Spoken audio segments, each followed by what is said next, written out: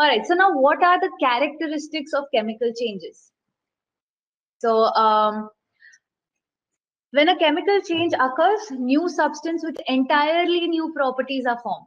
So new substance is formed, and it has entirely new properties.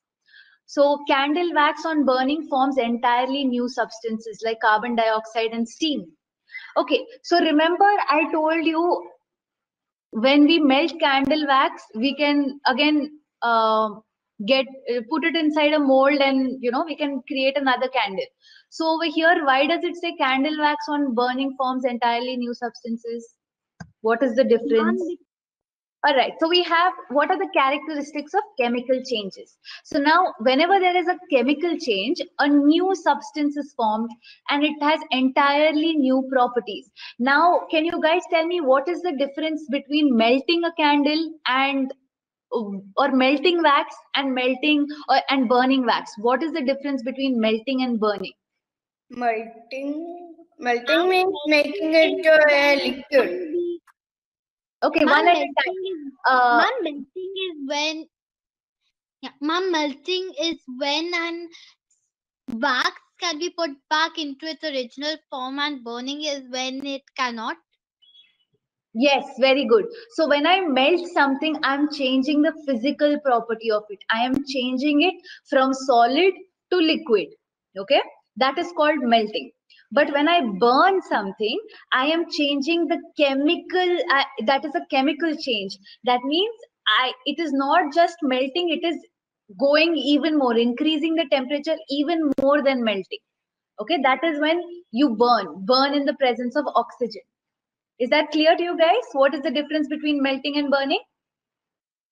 Melting is a physical change, burning is a chemical change. So let's say I have this candle, okay? Inside this candle, I have a thread. So this is the thread which is inside this candle.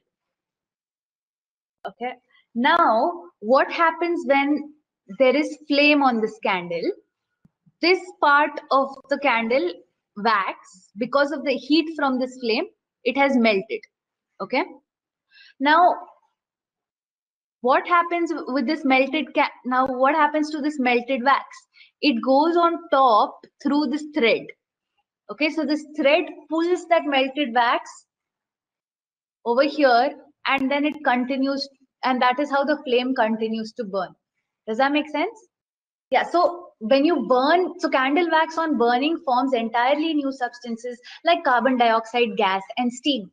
Similarly, mercuric oxide, which is red in color, on strong heating forms new substances such as mercury and oxygen gas. Remember, we saw this over here. Mercuric oxide, it forms silver droplets and also fumes are released. Sugar on strong heatings forms new substances like carbon and steam. Magnesium on burning forms entirely new substances like magnesium oxide. So remember, burning always takes place in the presence of oxygen. So if I have magnesium and I have oxygen, then I end up getting magnesium oxide. Now, that is one of the characteristics of chemical changes. Whenever a chemical change occurs, a new substance with entirely new properties is formed. And chemical change cannot be reversed easily. There is usually a change in weight during the chemical reaction. We'll study what that means. Hold on. It's like if a hair bow is broken, we can stick it with glue, but if we burn it, we are not able to do anything. Yes, Neha, absolutely right. Very good. But if you burn it, you can't do anything. That is correct.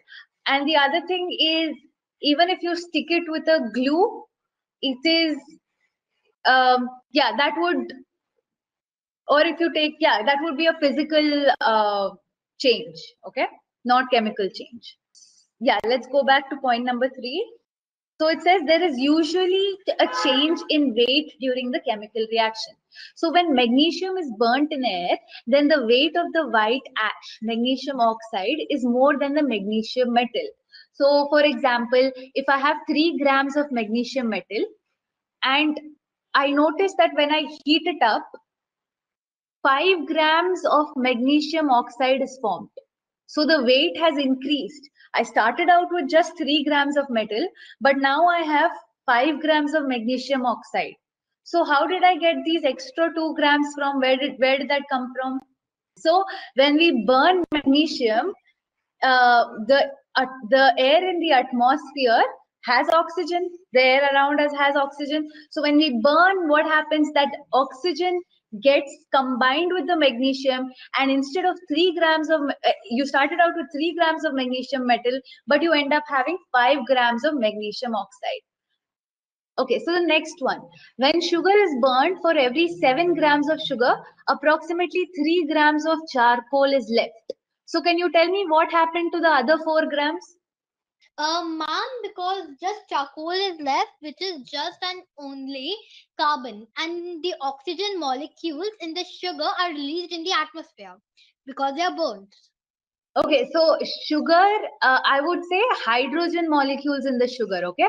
Hydrogen molecules in the sugar are released in the atmosphere, but so it has become fumes and smoke, and it is released in the form of smoke into the atmosphere, and that is where the 4 grams have gone. All right, similarly, when iron rusts, the weight of rusted iron is more than the original metal because oxygen combines with the iron, okay? So if we start out with a particular weight of iron, and if that iron rusts, the weight of the rusted iron is more than the initial iron because rusting happens because of the combination with oxygen, and that oxygen has weight, so therefore rust is heavier than iron.